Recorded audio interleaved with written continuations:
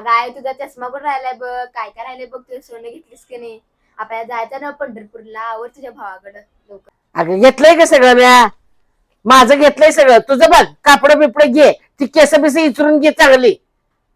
जायचंय आपल्याला पंढरपूरला. पुन्हा काय तर राहून दे, मग तुला सांगतोच. नंतर तिथं गेल्यावर सांगायच ना तर चिमणे हे राहिलं ते राहिलं, नंतर सांगच बघा सांगतो. ही झाली माझ्यावरची म्हातारी, आता मला शिकवायला लागली शाळा. अगं ये मावशे. हा अगं हे काय मावशे, कुठे चाललीस? गावाला चाललीस का काय? आलास बरं झालं बाबा, चाललंय मी भावाकडं. तुला तिथे जेवायला ताट वाढून ठेवले, जेवून भांडी बिंडी घासून ठेवायची बघ, नाहीतर आल्यावर त्या ताटाने फोडून काढीन.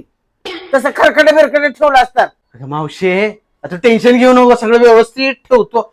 पण मला एक सांग, तू भावावर तर जाणार नव्हतीस, मध्ये लई जोरात झालत तुझं. भावाचा हुंबरा पण चढणार नाही म्हणायलीस तू, काय भानगड काय? आता नटून थटून चाललेस की काय पैसे बिशे देणार आहे का काय भाऊ? त्या टायमाला फोन बिन आलता? हे सांग की.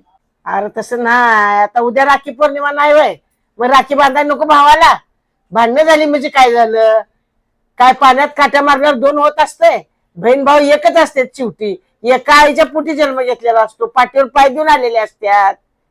ते रक्ताचं नातं असतंय, ते टिकवावं लागतंय. भांडणं तर होतच असतात, तुला नाही ते कळायचं. माझ्यावानी जरा हो, पांढऱ्या केस होऊ दे तुझी, मग कळते तुला नातं काय असतं. आता उडान टप्पू आहे म्हणतात, तुम्हाला नात्याची काय किंमत नाही. केस पांढरी होऊ देत, हे होऊ देत. अगं मावशे, बरोबर आहे तुझं, पण सगळं तूच बोलतेस, भांडतेस पण तू, त्यांची बाजू पण तू घेतेस. नेमकं कळून झालंय, तू आमच्या बाजून आहेस का त्यांच्या बाजून आहेस? काय कळून झालंय मावशे. तू बाई एकदा ये जाऊन, ताप नको.